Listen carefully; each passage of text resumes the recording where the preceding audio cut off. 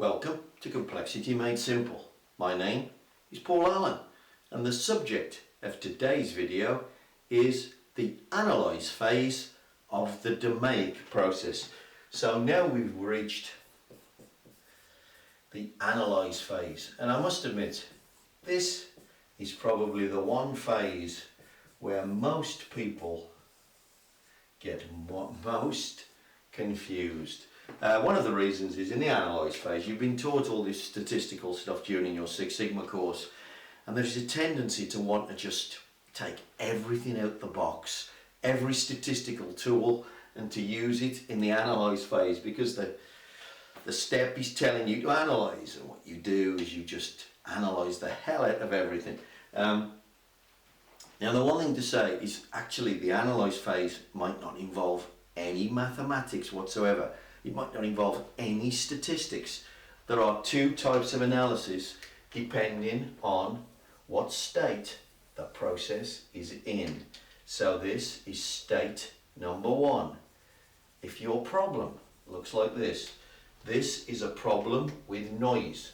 What you have to do to make those red tails, to make that defect rate go away, is remove the noise from your process. Now that's state number one.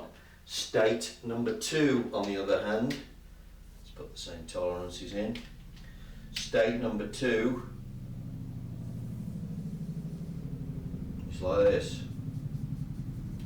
When this is all about signal. This is about moving the result back on to the target. Now this is all about the statistics. This is not about statistics at all. This is about the way your process works.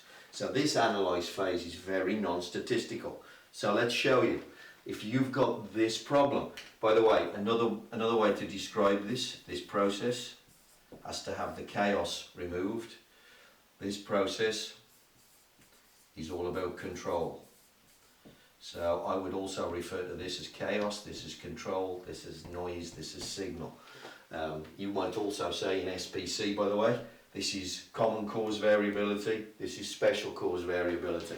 So there are lots of different ways of saying this, but this analyze phase at the top here, if we've got to remove the noise, what analysis technique am I going to use? I'm going to use this fine diagram right here. The cause and effect diagram. So here's my problem. Here we go.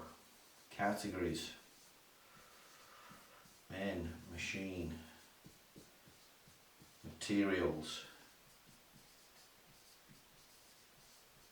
environment,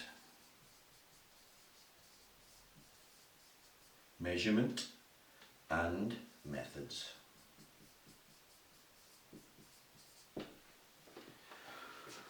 What you're trying to do here, you're trying to take variability out of the process. Therefore, what does the cause and effect diagram do? It identifies every variable in the process and their current state of control. So under methods, it might say, I don't know, tool temperature.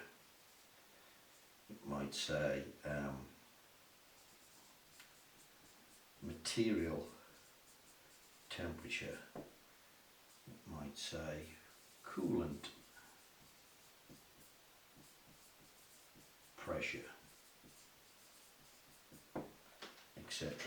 Okay, and what you're trying to ascertain is whether these are under control, which would be with a C, or whether they're out of control, which would be N for noise. And what you're going to do, where you have noise, you remove it. And if you remove noise, what will it do? It'll change the capability, it'll pull those tails in, and it'll fix your problem. That's the analyze phase, when what you have is noise. Now, when you have this signal, what do you want to do? Well, I want to move the mean. I want to move the center of this process, and of course I want to make it hit the target. Now at this point, what tool am I going to use in order to do this? Well, now I'm going to use design of experiments, commonly known as DOE.